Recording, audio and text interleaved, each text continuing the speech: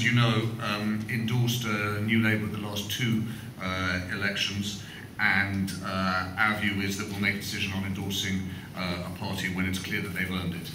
Andrew. Criteria then?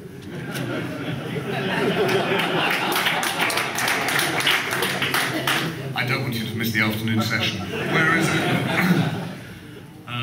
Unsurprisingly, there aren't very many people who are willing to admit to a pollster that they make up how they determine how they vote by looking at newspapers. Clearly, the newspaper endorsements are a very significant part of the momentum of parties in elections, one way or another, which is why the parties fight so hard to get them. I think for us, one of the things they can also do is to crystallise and articulate thinking around the political argument.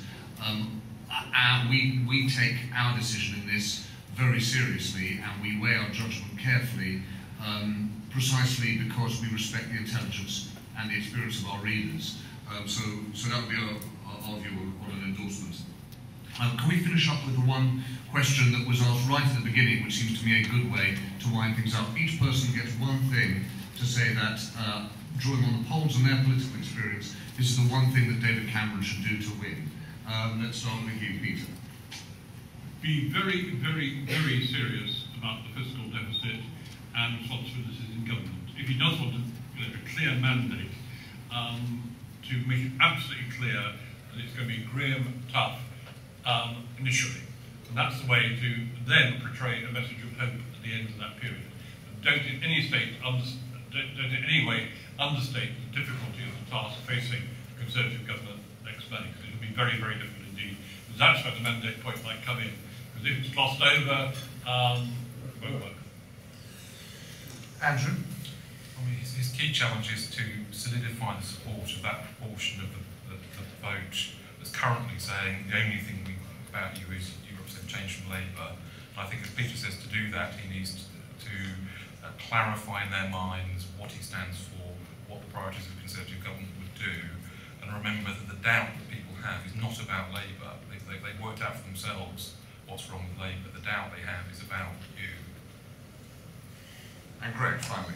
Sometimes there's a tendency on the part of politicians, guided by pollsters, to think that they can be one step ahead of the electorate, and they can by juxtaposing certain things, they can sort of outfox them in some way.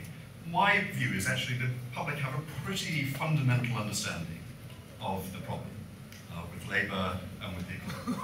And so the essential thing that Cameron and we all have to do over the next year is to convey a sense of seriousness about what we would be like in government, and to have in mind the policies that we pursue in government and that we would offer if re-elected, and the achievements we'd offer if re-elected. I mean, we might find ourselves in difficult times, but I recall John Maynard Keynes said at the beginning of Bretton Woods conference, he said it's better that our projects should begin in disillusion than they should end in disillusion. I think we should look forward and we should plan to be able to go back to the country and point to a substantial record of success and change, and that requires seriousness of purpose in the period between now and the election. Thank you very much.